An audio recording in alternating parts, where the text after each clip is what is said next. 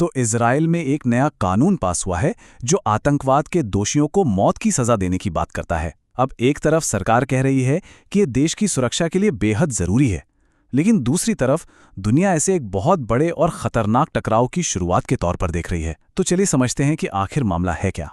तो सवाल यही उठता है कि आखिर यूनाइटेड नेशंस यानी संयुक्त राष्ट्र इस नए कानून को एक खतरनाक एस्केलेशन क्यों कह रहा है। मतलब एक ऐसा कदम जो हालात को सुधारने के बजाय और बिगाड़ सकता है। आज इसी को समझने की कोशिश करते हैं। तो हुआ ये कि 30 मार्च 2026 को इजराइल की संसद, जिसे नेसेट कहते हैं, ने एक नया कानून पास किया। और ये कानून इजाजत देता है मौत की सजा की। लेकिन किसके लिए? उन फिलिस्तीनियों के लिए जो वेस्ट बैंक में रहते हैं और जिन्हें इजरायलियों के खिलाफ आतंकवाद का दोषी पाया जाता है। अब ये बात अपने आप में बहुत बड़ी है, क्योंकि इजराइल की पूरी हिस्ट्री में मौत की सज़ा का इस्तेमाल सिर्फ और सिर्फ 2 बार हुआ है। तो फिर अचानक ऐसा क्या हुआ कि इस कानून की ज़रूरत पड़ गई? तो इसका जवाब सुरक्षा से कहीं ज़्यादा पॉलिटिक्स में छिपा है। चलिए देखते हैं कि कैसे सिर्फ एक मंत्री की जिद ने पूरे देश की पॉलिसी को ही बदल के रख दिया। और ये मंत्री हैं national security minister Itamar Ben Gvir. इन्हें इजराइल की पॉलिटिक्स में एक फार राइट मतलब कट्टर दक्षिणपंथी नेता माना जाता है। उन्होंने अपनी ही गठबंधन सरकार को एक तरह से धमकी दे दी। सीधा सीधा कह दिया कि अगर सरकार में हमारा सपोर्ट चाहिए तो ये बिल पास करना ही पड़ेगा।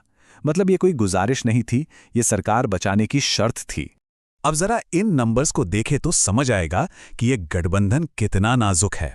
सरकार बनाने के लिए चाहिए 61 सीटें।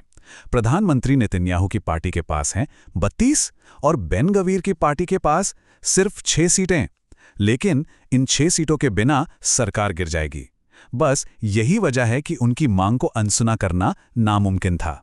तो ये बिल असल में है क्या? ये कहता है कि मिलिट्री कोर्ट से दोषी पाए जाने के 90 दिन के अंदर अंदर फांसी दे दी जाएगी। और सबसे खतरनाक बात, इस फैसले के खिलाफ अपील करने का कोई रास्ता ही नहीं होगा। No appeal. अब देखिए, इस कानून का सबसे बड़ा विवाद सिर्फ सजाए मौत नहीं है। असली मुद्दा तो ये है कि ये कानून किस पर और कहाँ लागू होता है। और यहीं से सारा इंटरनेशनल विवाद खड़ा होता है। मतलब एक ही जमीन पर 2 अलग अलग कानून।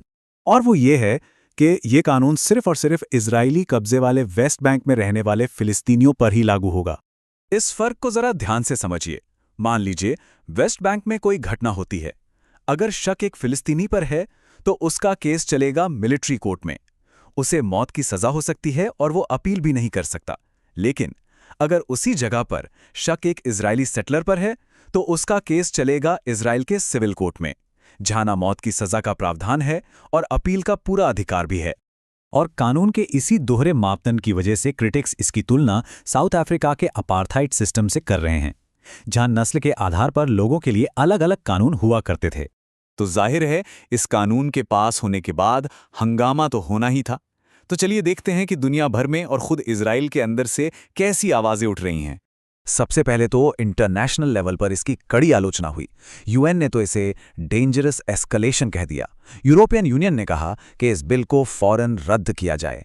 इतना ही नहीं, Canada, Australia, Germany, France, UK, मतलब इजराइल के जो बड़े वेस्टर्न सहयोगी हैं, उन सबने इसके खिलाफ बयान जारी किए हैं। देखिए, इस कानून को समझने के लिए थोड़ा सा इतिहास का पन्ना पलटना जरूरी है। यह संघर्ष 1948 में इजराइल के बनने और फिर 1967 में वेस्ट बैंक पर कब्जे के बाद से ही चला आ रहा है। फिर 1987 में हमास बना और हाल ही में जो 7 अक्टूबर 2023 का हमला हुआ, उसने इजरायली पॉलिटिक्स को और भी ज्यादा राइट विंग बना दिया। और बस इसी माहौल में बेन गवीर जैसे नेताओं को ऐसे कानून पास करवाने का मौका मिल गया। लेकिन ऐसा नहीं है कि इसका विरोध सिर्फ बाहर से हो रहा है। इजराइल के अंदर से भी आवाजें उठ रही हैं। विपक्ष के नेता यायर लैपिड ने एक बहुत बड़ी बात कही। उन्होंने कहा, ऐसा करके हम उन्हीं लोगों की तरह बन रहे हैं जो हमसे नफरत करते हैं। ये बयान दिखाता है कि खुद इजराइल में इस कानून को लेकर कितनी गहरी दरार है। तो आखिर में सवाल वहीं आकर रुक जाता है कि क्या ये कानून वाकई इजराइल को ज़्यादा सुरक्षित बनाएगा, या फिर ये उस कभी ना खत्म होने वाले संघर्ष की आग में घी डालने जैसा है जो इस पूरे इलाके को एक ऐसी खाई में धकेल देगा जहां से निकलना और भी मुश्किल हो जाएगा।